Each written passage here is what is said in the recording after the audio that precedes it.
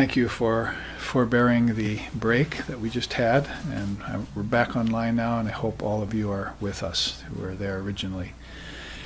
As you remember, we are into the 7th sloka pretty deeply in the Amritabindu Upanishad, today's class. Tomorrow we'll go on with 8 and 9, probably get to 8 even today some. So we're going to take 3 slokas that I have on the board, their summation. And most of this first sloka, sloka 7, is bringing in the word, how important it is, which is a good segue from the last series of classes that you saw coming out of Hawaii.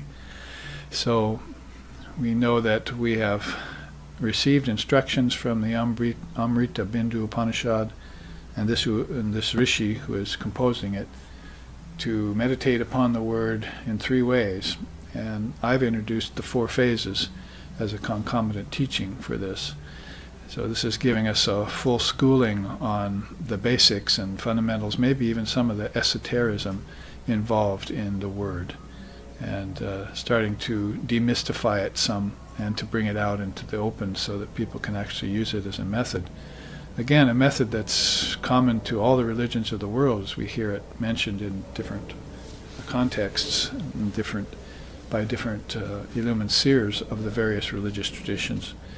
And it's been very much emphasized, though, in India, both in its Vedic and its Tantric systems, which is why we read this quote from the Svachanda Tantra about, and its other accompanying quote about the Vedic and Tantric scriptures always talking about this word and how it sounds spontaneously, and how it's connected with Shabda, Brahma, the path to God as sound, or through sound, so that you find sound being very important in India at a spiritual level, not just at a social level or an enjoyment level, for pleasure and so forth, or even for just artistic purposes, say for music, but it's actually a path leading to a source of divinity, so that one would then begin to feel like all sounds were mantras, and they all had their meanings.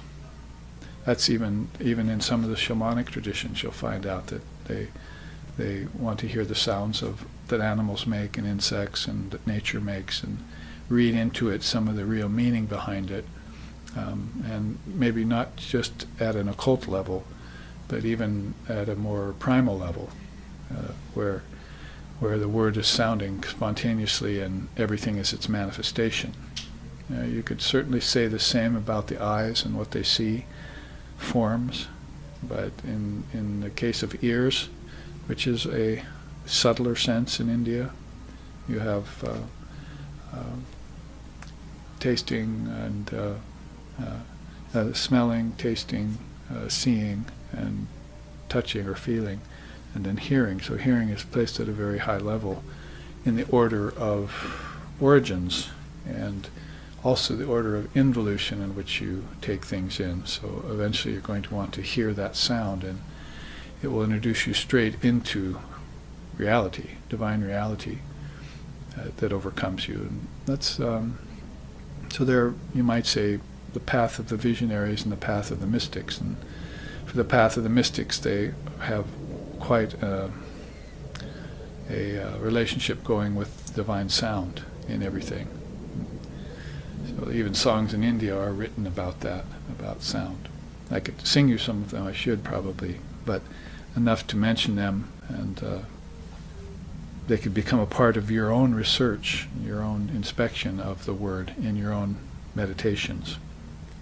And in worship, too, sound is very important. The sound of the mantras, sound of the songs, and the names of the Lord, how they sound. But none more important probably than this one of 3 mantras, or you might say 4 mantras, the sound of Om, A-U-M, and the Shvara that accompanies it. So we were looking at that in terms of waking, dreaming, and deep sleep, which is also significant in terms of Brahma, Vishnu, and Shiva, and the 3 bodies, gross, subtle, and causal. So all these connections are being made, at least inferred, if not made outright, And here in the Amritabindu Upanishad, in Sloka 7, you can see that we have been taking each of the letters individually, A, U, and M. And we've just, before the break, described a little bit of the Sushupti state. There was Jagrat, the outer state, and Swapna, the dreaming state, Sushupti, the deep sleep state. And we were just discoursing a bit on that and looking into the teachings of the rishis in that accord. And of course, found out that we left off at the fact that there is still a veil in deep sleep for almost all beings that disallows them from seeing the light, the pure white light of eternity, light of consciousness. What you're seeing there that composes that veil, if you want to put it philosophically, I've often mentioned that's where all the seeds are stored for everything. So you can see in this chart, for instance, we looked at the bijams of Om, and they were each turned into seeds. And so all those seeds are seed words or letters and meanings for each of the objects that will eventually come about in the Vaikari state. And they're also seeds for mystical teachings in these two states that aren't understood here on earth and usually aren't encountered by the outer senses of beings and by objects and so forth. There's not a lot of mystery as far as the Hindu or Indian or Vedic sage is concerned. There's not a lot of mystery in nature. That gets all demystified eventually, and they see that there's something more subtle behind it that's a greater mystery, a deeper mystery. And that would, of course, ultimately connect one to one's own consciousness. It's probably the greatest mystery of all, is why people don't see themselves as consciousness or don't know their own consciousness. Awareness must become aware of itself. Consciousness must become conscious of itself. And that's a very subtle thing that most people don't understand, because they're associating consciousness with the brain and senses, as they've been taught to do, in the waking state only. And of course there isn't no provision for many lifetimes in most religions that are to be meditated on and studied. So all of that restricts the scope of the soul, of consciousness, from knowing itself more fully. So when you find a mystical person or a seeker of truth, an aspirant after enlightenment, you're finding a person who's pushing against that envelope, and they're always entering mystical paths or going to the deeper teachings of the religions, maybe encountering a guru and higher teachings, like the apostles of Jesus did and the disciples of Sri Ramakrishna did in recent times. They go actually to the source of a great soul and start asking questions about those things. They call that satsang or holy company, and taking the teachings of the Dharma. And you have to find an illumined soul for that, and those aren't readily available in society. So you have knowledgeable people about secular matters, but you don't have a lot of people who are knowledgeable about mystical paths and religious traditions and the deeper implications of them infesting the world. You find them in very rare places. So it's important then to have that recourse to Guru, Dharma, and Sangha. It's like a triple gem in both Buddhism and Vedanta and yoga and so forth. These are natural go-to moves for people who are seeking deeply to know the nature of consciousness, as an Eskimo would want to know the nature of snow conditions, to see it all and have it cleared up, so they can live in a state of awareness, higher awareness. Well, this higher awareness has been seen here in deep sleep. You can see you are that knower, and pragya, intelligence, is a part of you, a deep part of you. The first compound off of consciousness, Vivekananda called, is intelligence. So if you see intelligence or daksha or jnanam or pragya in an aspirant and you're a teacher, then you know that it shouldn't be very hard and it shouldn't take very long for that person to awaken to their true nature, gain enlightenment and be free, which is the whole purpose for the guru-disciple relationship. And there are certain qualifications each of those two parties need to have in order for this to come together and reach its consummate result. Well, it's really the same with this. If you start studying the levels of your own consciousness, and you should, because it is your own consciousness, and you only know one level of it, then you'll start uncovering these deeper mysteries. And that you'll have that sense of veiled bliss will start to suggest itself to you when you wake up from deep sleep. Deep sleep has the tendency to awaken you to higher dreams. That's one thing that isn't mentioned a lot as one of the dynamics of teaching, is that if you go into deep sleep and you've been entertaining the teaching of deep sleep in your meditation, then all of a sudden deep sleep will be given permission to show itself to you. Is a way of saying it. If you're not thinking in this way at all, then it won't show up. You have to think of the thing, of the teaching on the Dharma. It has to be taken into meditation and think about it, and then it'll all of a sudden start happening to you. It probably has been happening to you all along, but since you haven't been thinking about it, you're not aware of it.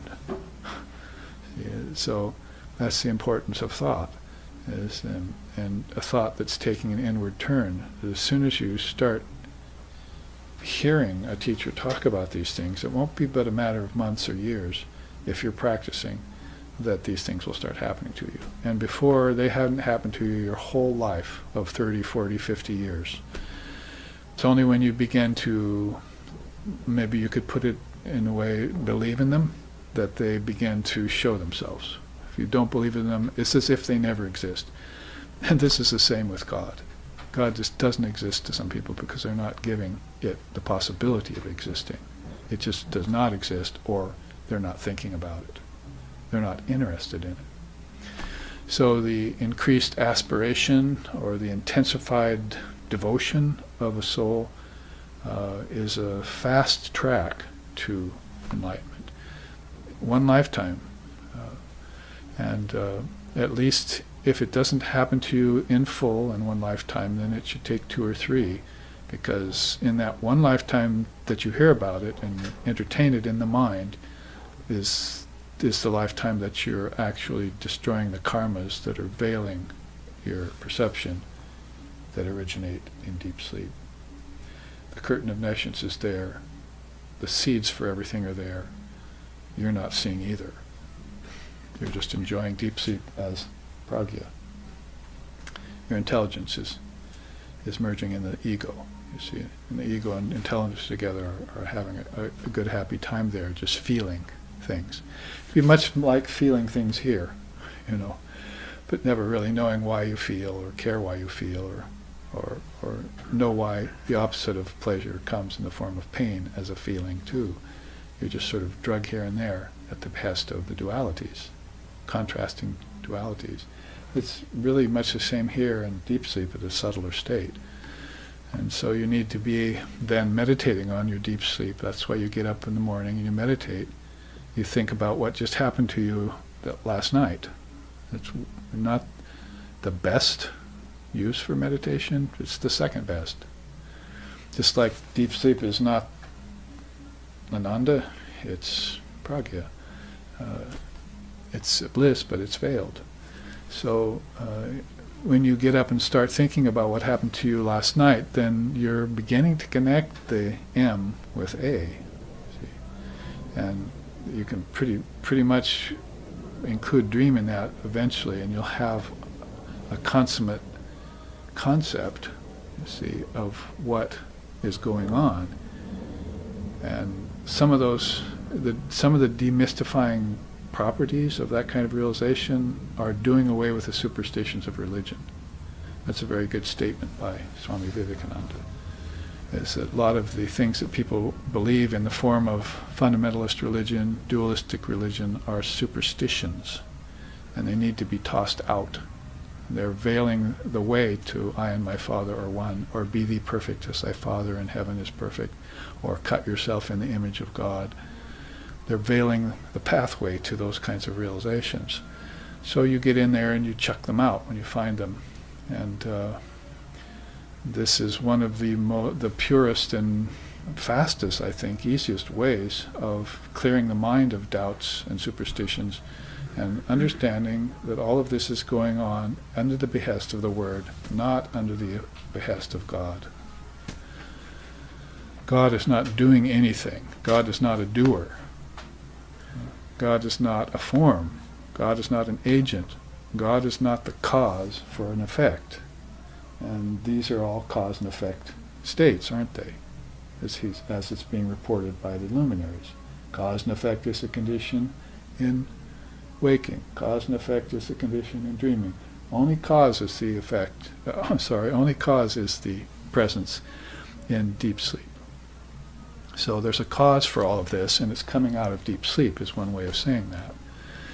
And it's also saying that if you were to open the door towards inner ascension, inward ascension, that you would go beyond subtle cause and reach the Turiya state, which is transcendent. And that's what you hear about as nirvana. That's what you hear about as samadhi. That's what you hear about as satori. That's what you hear about as a sampragyata. That's what you hear about as nirvikalpa. That's what you hear about as non-duality or transcendence. And that's what you hear about as Turiyananda, or Turiyatita, even beyond the beyond. All of these states are evinced by knowers who have come to see with a single eye that truth, and that truth has set them free.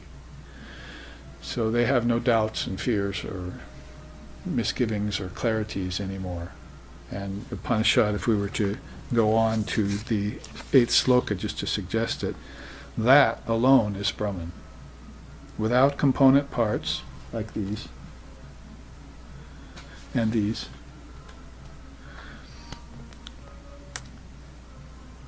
without doubt and without taints. Realizing I am that Brahman, quote unquote, one becomes the immutable Brahman itself.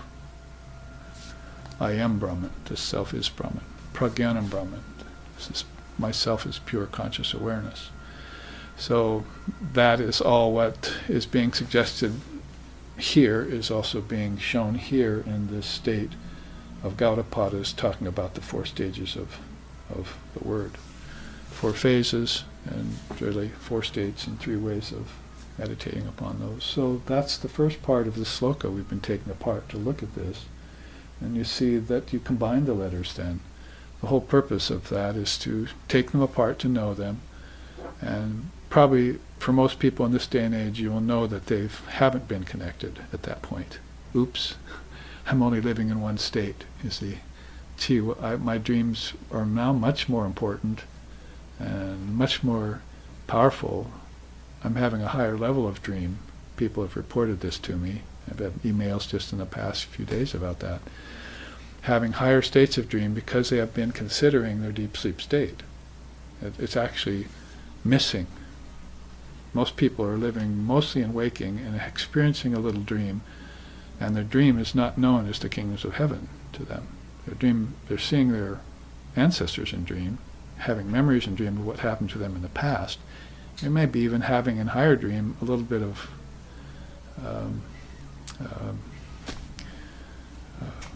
foresight about what's going to happen in the future, you see. And yet they haven't seen that as a kingdom of heaven inside of them. Their dream state is a whole kingdom. It's the mind and what it dreams. And where else would heaven be? Because we certainly have not found it up there.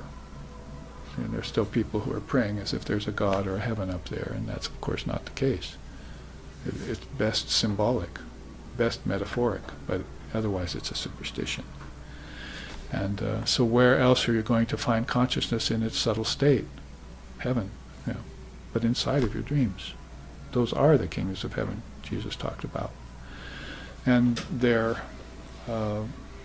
veiled to you just like bliss of yourself is veiled to you here. Heaven is also veiled to you here by your attachment to name, form, and objects. If you had attachment to name, form, and objects here, you will take it into heaven with you, and you'll have that same attachment to those things. And that will give you desires for more, and you'll come back to have those desires fulfilled on earth. And this is what Lord Buddha called the Kala Chakra and Samsara, the wheel of birth and death in ignorance. You never know about a formless state, what to speak of a supremely formless state. And even when you read the Gita, and Sri Krishna said to you, I have my manifest state, and I have my unmanifested state, but beyond both is my supremely unmanifested state. And somehow you didn't put that together with earth, heaven, and transcendence. So yeah, even telling you that early on in the sacred scripture of that huge, profound merit, and you didn't put it together yet. So here it is put together in Vaidika, Tantrika, in Yoga, in Advaita. Here it is put together for you to realize these things. So some of the things you'll realize on the way is that the waking state is unreal, the dreaming state is the kingdom of heaven, equally unreal, that is non-eternal, and that the deep sleep state is the absence of form, and that's more like you. You are absent of form. Form is an add-on to you at that place. At this point in your realization, you see the seeds, as I was saying, to all of this in deep sleep. It'd be just like walking into a forest that hadn't yet grown. The seeds hadn't sprouted yet. And you're walking on all these acorn seeds or all these pine fir seeds, and it hasn't yet come into fruition yet. That's like your deep sleep state. There's no forest around, there's nothing, it's all formless, but you're walking on the very seeds of the future creation. And the future creation to you is your waking state. You're going to bring those seeds into dream, water them further, and come out into the waking state with them all sprouted. You see? And this is a problem. This is much a problem, or maybe even more a problem, than it is a blessing. It's only a blessing if you can do this consciously, connecting these states from Turiya. But if you haven't connected it to yourself, it just becomes dream. It just becomes rounds of birth and death without knowing your true self. And I don't know that they could have put it any clearer than that in these systems that are so intensely profound and that have been forgotten and are nowadays being called old. They don't apply anymore to this day and age. My cell phone does. That applies to this day and age. I'll keep my attention on that as I walk off a cliff. See, but I won't take my mind and put it on even the world anymore. What to speak of the inner world? What to speak of the transcendent world? So AUM is just a mystery to me. What's the word? So, if you were to try and describe the Turiya, it becomes very Advaita. Here you saw the locale, was earth, and here you saw it was your own mind, and here you saw it was deep sleep state was formless mind, or unmanifested prakriti, if you want to call it that. Consciousness in a dazed state of non-perception. But here you see the locale as Brahman. Yeah. And really, all of this was Brahman, but you probably don't want to jump that far yet. I'll get to that in this class, and I'll show you here the great Mahavakyas of India, the great statements, that how they arrived there and then made these utterances. It's like all of a sudden God was completely unveiled to them, and they said, that. Oh, there it is. There it is. That. And that's all they could say. There was no other words that could come out of them if they weren't just entirely mute or silent. So there's really not many words or descriptions left to say there, because you probably don't have a mouth to say them with, but you still have a mind that's beginning to dissipate. And we saw that in Sri Ramakrishna. That was one of the beautiful things about having such a realized soul come in such a recent time in our own world here, 1800s, and go into samadhi in front of us, because that doesn't happen very often, you see. Not the many samadhis that he had, but when he went into this ultimate samadhi, then you'd actually see his mind disappear, and he'd come back and try and talk to you. You'd see his mind starting to congeal again. So you could see, actually with your own eyes, as far as that's possible, the appearance and disappearance of the mind, or the creative mind coming and then it being dissolved back again to no mind. You could actually see that process going on in him almost tangibly if you were in his presence, and you could feel it. Feel him go into samadhi because you feel the bliss and see the light coming off of him. Those kinds of things are all the effect of this oneness, union, yoga with ultimate reality. And so it's like that story we tell in our tradition. One of the disciples of the direct disciples of Ramakrishna went to that direct disciple and said, "You're so lucky you saw Sri Ramakrishna in form. We never got to do that. He passed by the time we took discipleship." And the direct disciple said back to them, "No, you're the fortunate one, because we saw him, we had to believe. But you never saw him, still you believe in him. You're really the great soul, you see." So if you're there in the presence of such a being like that, there's just no denying that something profound is happening, because not only do you see it with your physical senses, you feel it with your body and your feelings, and you feel it in your heart, and you know it in your mind. So this is what the seers are trying to actually share with you when they come out with great teachings like this.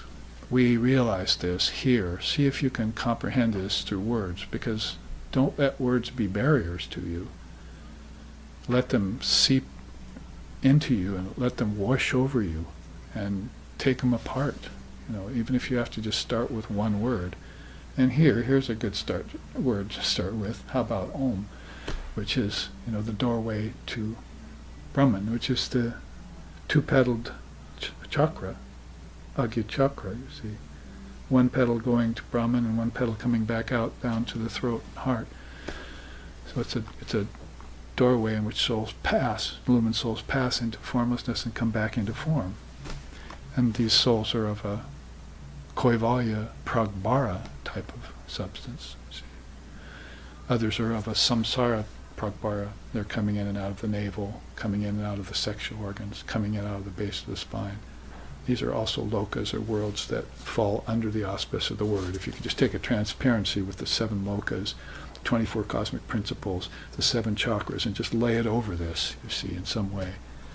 And they're all transparent. You could see how each of them fell in the same spectrum, which ones were divided by which barriers, which state you were in when you experienced them. And then you'd know how an Indian seer is thinking and how they're knowing. And when they come into form, what they're contemplating. See, their whole mind is taken up with this, not with brooding on unreal things, not with silly fears, not with stupid doubts. Why even go there? You don't need to. You're divine consciousness. You are that thou art. So know that and stay there.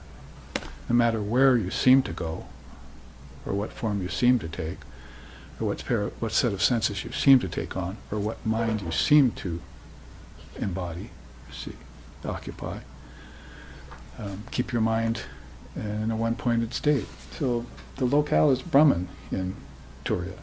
The mechanism here, you see, was,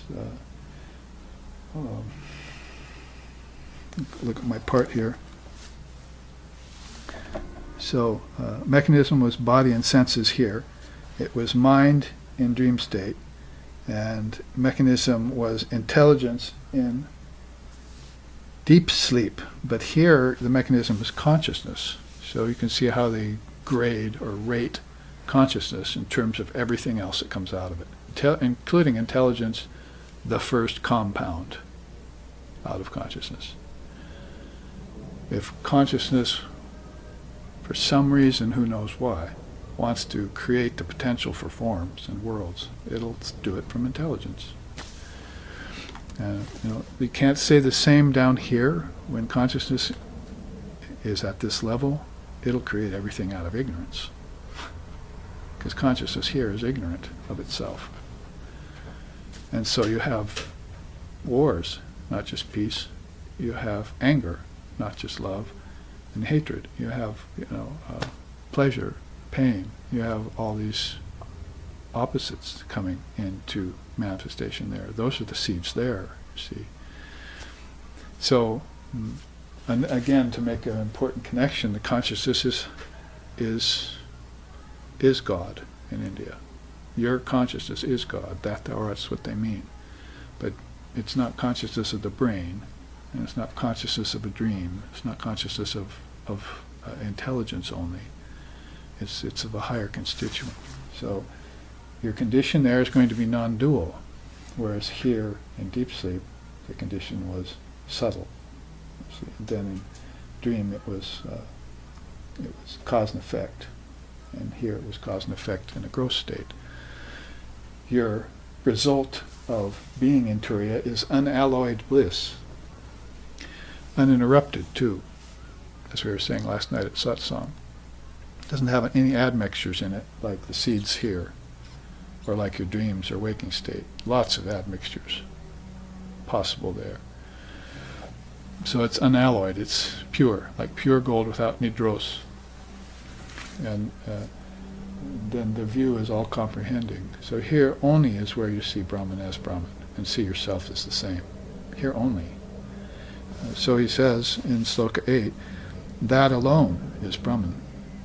Without component parts, without doubts, without taints, realizing I am Brahman, one becomes the immutable Brahman. And so it is, as another Upanishad states it. And so it is. Yato nata nivartante sahasa brahmano saha ananda sahasa manasa saha anandam brahmano vidvan na bibeti kadachineti. So that which mind and speech fail to comprehend and fall back, unable to understand, the bliss of that Brahman, the one who realizes the bliss of that Brahman, sheds fears for all times. And so it is, as one Upanishad states it.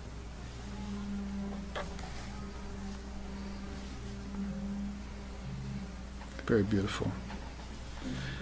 Aprapya manasa saha ananda brahmano vidvan is the exact Sanskrit. So that shows you the distinction between Brahman, mind, speech, and it's just like saying, shows you the difference between consciousness, thought, concepts, and objects, and there's senses in between.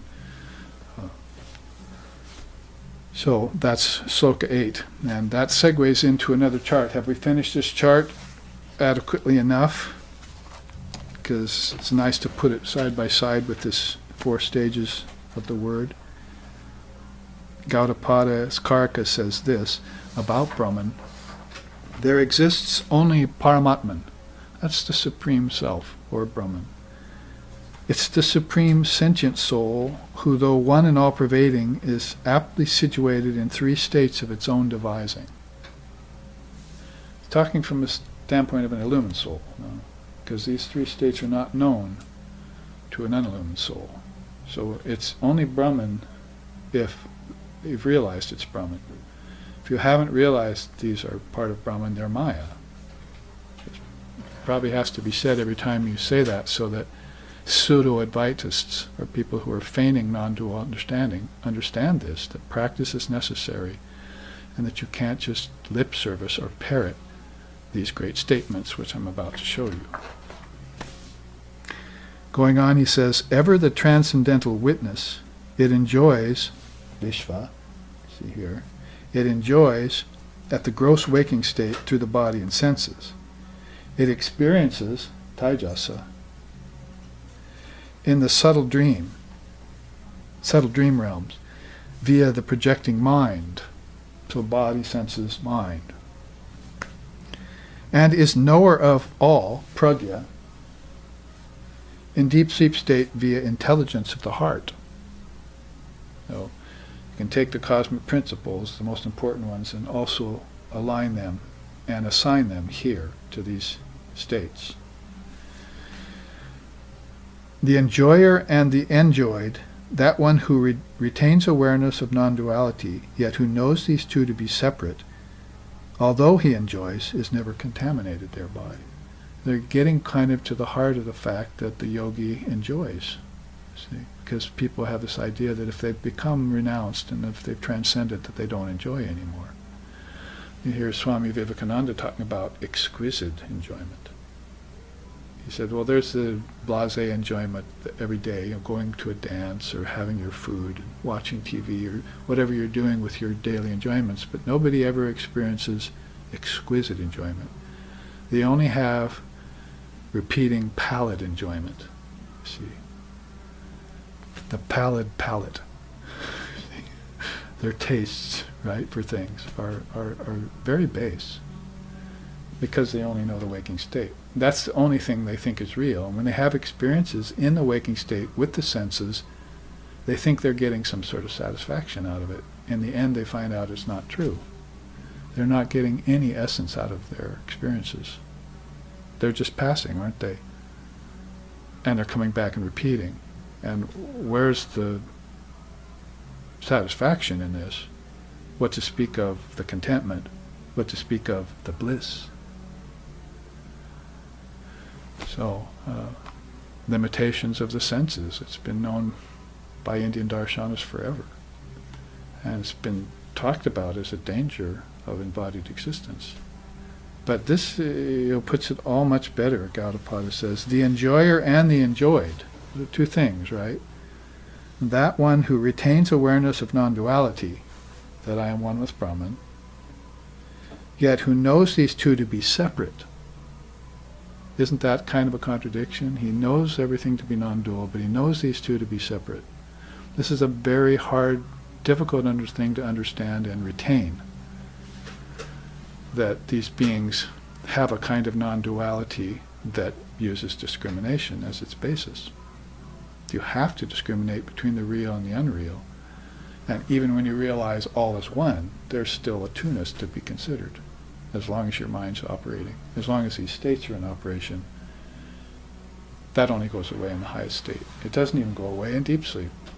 It comes back from its seeds. So, he knows these two to be separate.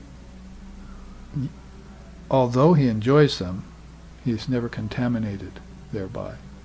So the kind of happiness, bliss, contentment, peace experiences that the illumined soul enjoys does not breed karma, if you want to put it that way.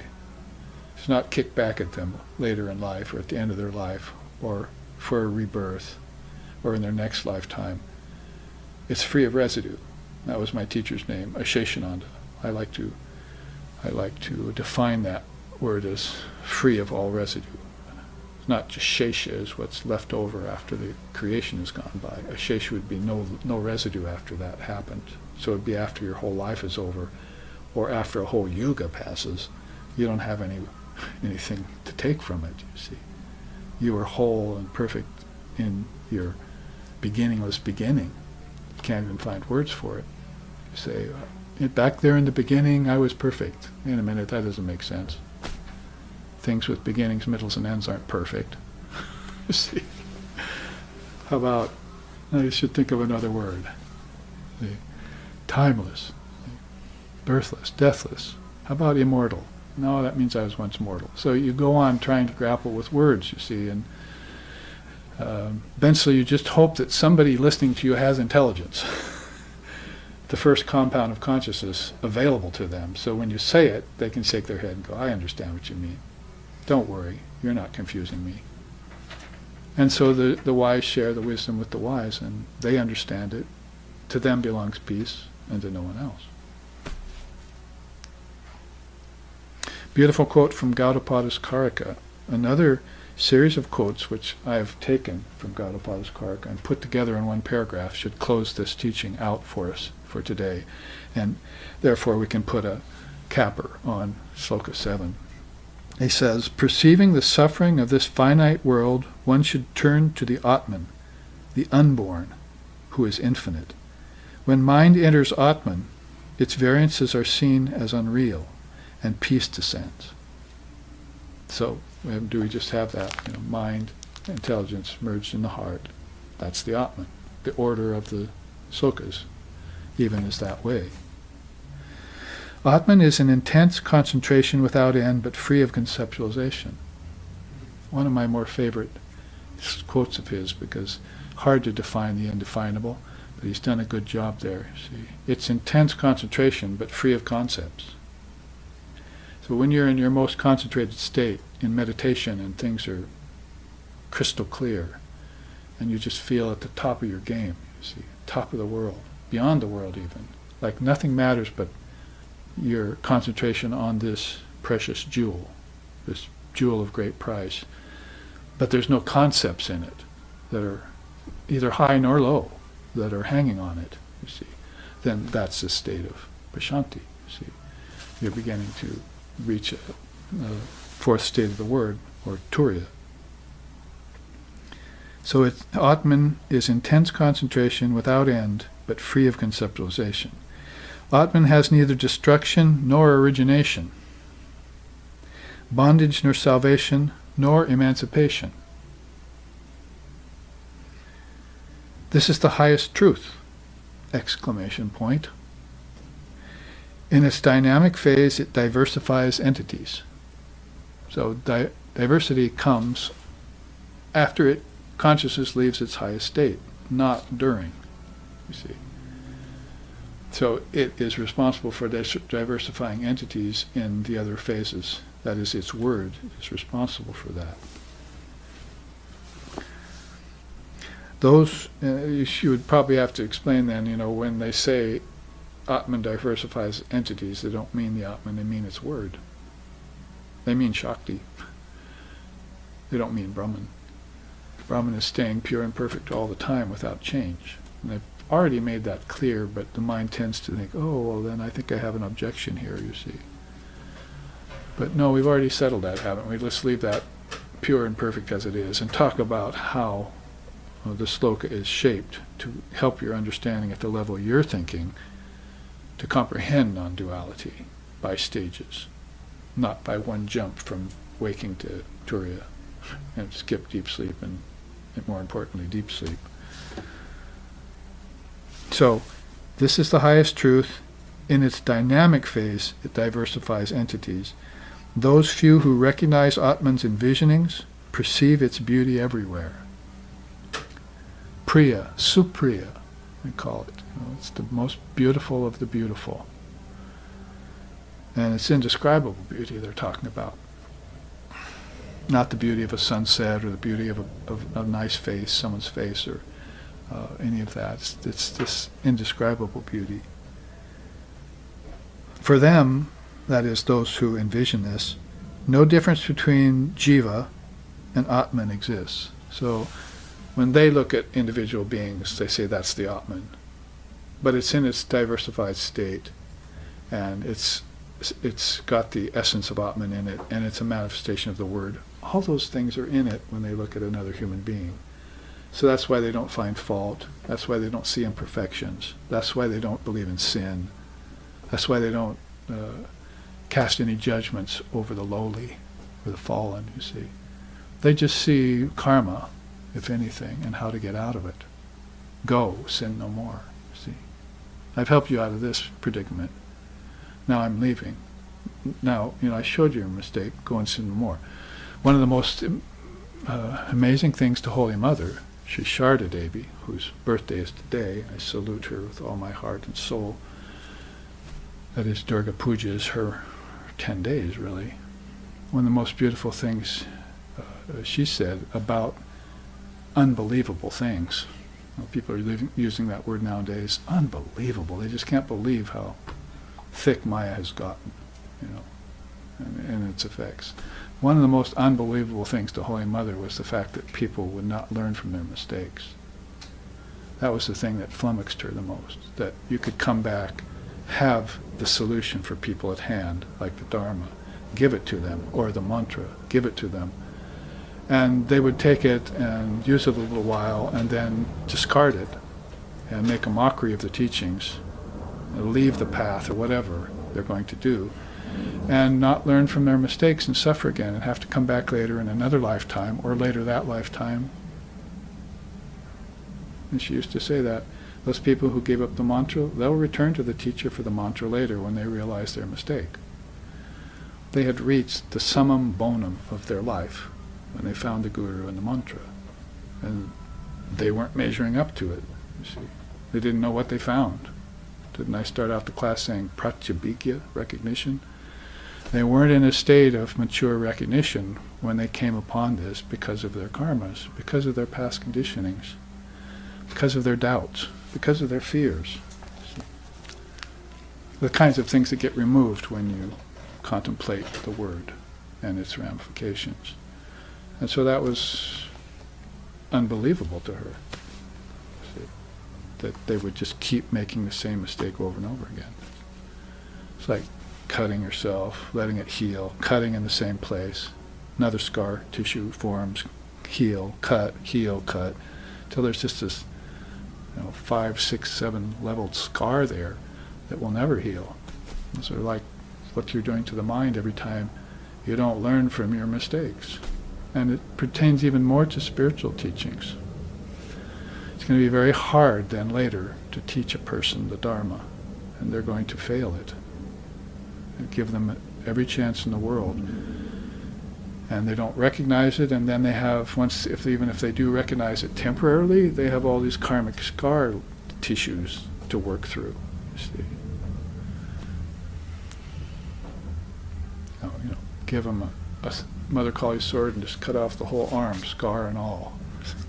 Better try the head. If there's no head, there's no headache. Well, there are measures and ways to get to enlightenment. Grace is one of them. So thank God for grace. And that's what we feel today. We feel Divine Mother's grace upon us. But there are many songs in India that say, unfortunately, Mother's grace has come upon me, but I didn't recognize it as Mother's grace. I saw it as my good luck or some good fortune. I thought my life had changed. I saw the full eclipse and I thought my life had changed. See? But next year I was the same. Same old person, same old problems, same karmas, same tendencies. So real change, what's that about? It's realizing the changeless. That's real change. If you have any other realization of change inside of the circle of change, that's called transformation in Maya. That's not going to do it. It's not going to get you off the wheel of time, birth, and death. So understanding the nature of change and transcending it is understanding that Brahman is changeless. That's what he just said here. Akshara. The word that's used in the Sanskrit text, akshara. So, to finish that quote, he says, thus seers declare non-duality alone is auspicious. Select verses of Gaudapada's Karika. So I put those all together in one paragraph. I thought that would be a good 1-2 punch for the curtain of nescience and Maya that exists inside of our minds and keeps clinging to us when we come out of deep sleep back to waking, and impedes us when we try and meditate on our true nature, causes the mind to fall. These great statements are great words, and let's spend the rest of the class looking at the great statements, because this is an old chart with a facelift, as we've been calling it, or a colorized version of one of the Vedantic and Tantric charts that I continue to put out, over 300 of them now. So about 130 of them have been colorized, and they are now being offered to people over, soon to be over a website called Dharma Art Wisdom Charts, and now also available even in these versions for people to take home, frame, and put on their walls. So it's Dharma Art Wisdom Charts, not just art that's aesthetically pleasing to the eyes and you can talk about over dinner or whatever. Try talking about this with your friends over dinner. You'll probably be kind of unpopular for a while. Well, don't go to his house for dinner. All I talk is philosophy over there. But some soul's going to say, really? That would be new and refreshing. I'm tired of the old words. I want to know the word. Show me the word. Show me the light. Show me myself for a change. without what? Without conditionings, without fears, without doubts, without taints. So this gets into deeper into Sloka 8. That alone is Brahman, without component parts, without doubts, without taint. Realizing I am Brahman, one becomes the immutable Brahman. So here's the four Mahavakyas, which are the quintessentialized rendering of the realizations of the seers. Let me see here then if I can share this with you. Start out with this quote at top. At the height of all levels of the wisdom word, which by now I think you should know about pretty well, or have it refreshed in your mind, because we just took two profound systems on the wisdom word and looked at them. At the height of all levels of the wisdom word, and infused with Divine Mother's own power of penetration and dissolution, the great sayings of Sanatana Dharma, the eternal religion of India, assist aspiring beings in destroying the mind's assumed ignorance by attaining that incomparable spiritual station of non-duality. So, not satisfied just to put the four Mahavakyas up there and leave it at that, because you can look into Upanishads like Chandogya and look into the Brahma Sutras and so forth and see how they take apart those words of the Mahavakyas, like I just took apart these three words of Om for you. They take these apart too, each one of them. If you have a word like Tat Tvamasi, they want you to know exactly what Tat means, what Asi means, and what Tvam means, that thou art, you see. And they'll explain it in great detail, sometimes pages long. That's the kind of analysis you would undertake. In other words, this, if you want to come to the Seattle retreat the weekend after next, you'll see how they do that. First there's deception, then reception, then recollection, then inspection, then rejection, then reflection, then perception, then introspection, and finally perfection. So this is the way that they analyze in states. This is also a new chart, but just give you a glimpse of that to lure you up to Seattle 2 weekends from now so we can look into that. But this is the way they would, this is the filler between discrimination and detachment. You hear about you should discriminate away the unreal for the real, right?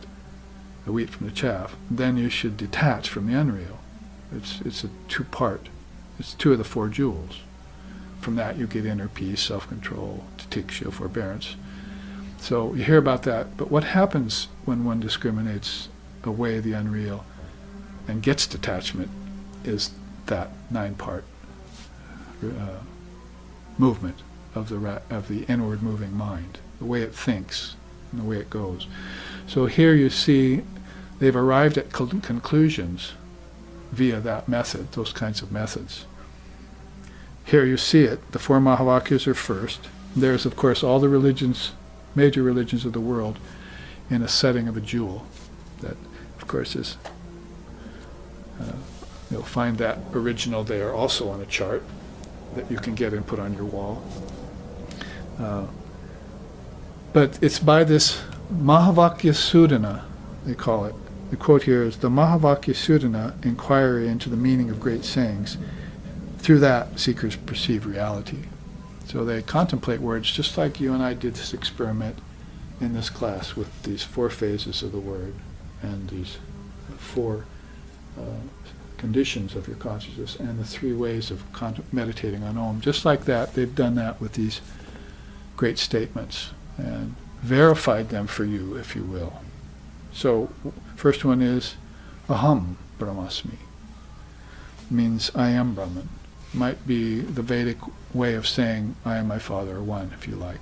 I am Brahman. The profound conclusion they came to. See? And if you want to take that at a little less lofty level, you can say this apparent I, which I thought I was, actually all the time was Brahman and is Brahman. And now I just finally realized that, and now I can say it. Well, guess what? I am Brahman. You can imagine Christ's elation coming out of the wilderness. See, 40 days and 40 nights and so forth, coming out of the wilderness and saying, I and my Father are one. He had this profound realization in the body. See, so these seers know this beyond the body, but when they come into the body, the curtain of Maya falls in front of their eyes just like everyone else, because Maya is name, is form, is time, and is space. Then they're in time and space with a name and a form just like us. So for a while they're like, where am I? See, what am I doing here? What's my mission? I must be about my Father's business. And all of that gets unveiled to them by who? By the Divine Mother of the universe. At the right time, at the right moment, for the best good, for the most amount of people.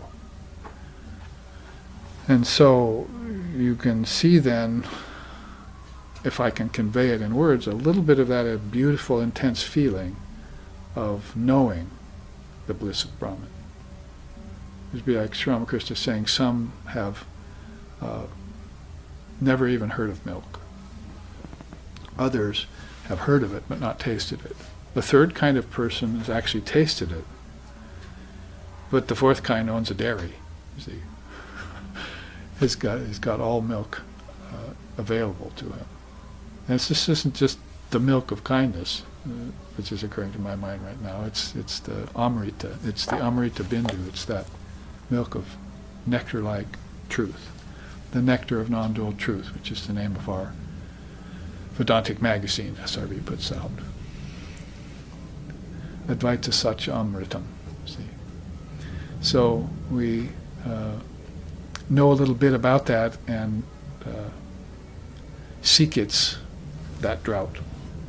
We want to take it in this lifetime, and when you do, this is the result. Eventually, if not immediately, I and my Father are one. For these great souls, the minute they start contemplating it, the road clears for them and they see the light. You see, it's not a matter of any great effort because they've done it before. It's raising the curtain of Maya, just like Atlas, raised the earth on his shoulders. So they're used to doing that for a certain amount of time. And then, of course, they'll leave the body and the curtain will come crashing back down. And be another 500 to 1,000 years before another soul strong enough to come along and lift that for people. So they come age to age, Krishna says in the Gita. So we have just enough time today left to take up these 4 Mahavakyas and show them to you. Tomorrow we'll start then with these other things, because I said there are other great Advaitic statements in the Upanishads and Brahma Sutras that we should look into, that are every bit as beautiful, maybe even more relatable to some of us. Then there are some qualified non-dual statements that are very beautiful. And then there are some sayings regarding the real and the unreal, and great sayings of the Divine Mother worshippers, all of which we can look at tomorrow.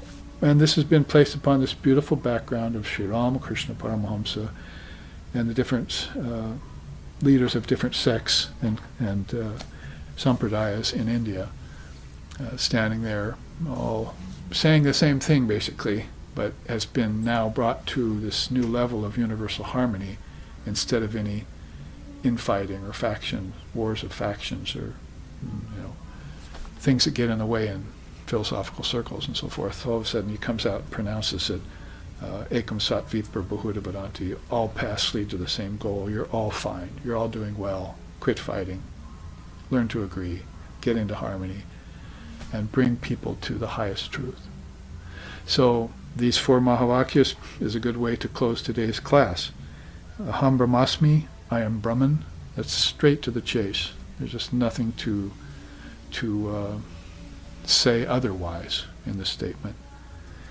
I am Atma Brahma, this self is Brahman. I remember telling these 4 to my mother before she passed away, and she liked this one the best. Oh, I like that. This self is Brahman, you see. So she said, okay, we'll say that once a day. See, it's like a doctor saying, take this pill once a day at a certain time, you'll be fine. See? And I'll come back and make sure that you take it. Not the inferior doctor, but the superior doctor. I am Atma Brahma. This self is Brahman is the second one. Then the third one is Pragyanam Brahma. Now we had the word pragya here. It's used in the state of individual intelligence here. In Buddhism, it's also not used necessarily in the highest sense as intelligence, which isn't the highest thing, consciousness is. Here you find it used in the sense of ultimacy. Brahman is pure consciousness. It is pragya. And if Lord Buddha used any name for God at all, because some people say, oh, he never talked about God, he didn't believe in God, that's of course all nonsense. He didn't believe or disbelieve in divine reality, but he had a word for it, pragyaparam. So it was the supreme intelligence, and he named himself Buddha. I am the awakened intelligence. So you can see how important that is.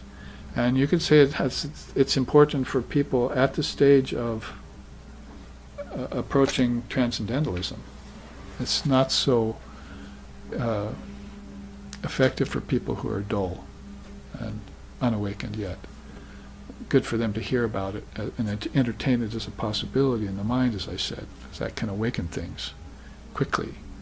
But for people at a level of seeker, higher seeking, it's very important to know that intelligence and pragyaparam, were actually things that the great Buddha spoke about with his own words, in his own words. So people used to say that to Vivekananda, well, he didn't believe in God. He said, well, then why did he call it pragyaparam? See?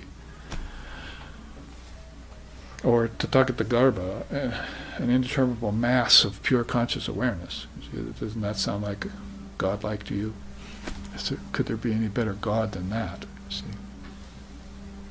So believers in formless reality, often misunderstood, because people don't understand formless reality. It's that simple. The third Mahavakya is pragyanam Brahma. So pragyanam is like the highest jnanam. Brahman is pure consciousness. In case I jumped ahead there, I was using that. In the second Mahavakya, this self is Brahman. I am Atma Brahma. It's the one my mother liked. I hope I didn't jump ahead of your understanding there. But so number 2 again, this self is Brahman. So this very self, notice how it's capitalized, because this ego self would be under lowercase. So you're not saying this ego is Brahman. That's going to take you off a wrong trajectory. But this self, this Atman, which I have seen, is Brahman. See? So each one of these we should probably spend about 2 hours on. We're spending 2 minutes instead. So then going on, pragyanam Brahman is pure consciousness, or pure conscious awareness is a nice way of saying that in English. And then for tattvamasi, probably the most popular and well-known one, tattvamasi, that thou art. To remove any distinction between the real and the unreal, between God and soul, between Paramatman and Jivatman, to remove it entirely, that thou art, would be something that a great soul would say to you at a certain moment when you had accomplished these great practices and qualified yourself for enlightenment, and then he would say it, the dike would break. All the barriers would come crashing down, and you would have that superlative moment of enlightenment. And what they say about that is, Om Brahmanandam Paramasukadam Kevalam Gyanamurtim Dandvaititam Gaganasadrisham Tattvama Sarilaksham Ekam Nityam Vimalamachalam Sarvadi Sakshibhutam Bhavatitam Triguna Rahitam Sadgurum Tannamami. Om Shantihi Shantihi Shantihi. We salute the leader of our souls, through whose grace our ignorance is dispelled, who is beyond good and bad, pleasure and pain, life and death, and all other pairs of opposites. We recognize that one as the only witness to the changing phenomena of this universe. May we, through that truth, go beyond darkness and delusion, and realize the truth in this very life. Om, peace, peace, peace. May peace be unto us. May peace be unto all. Om Hari Om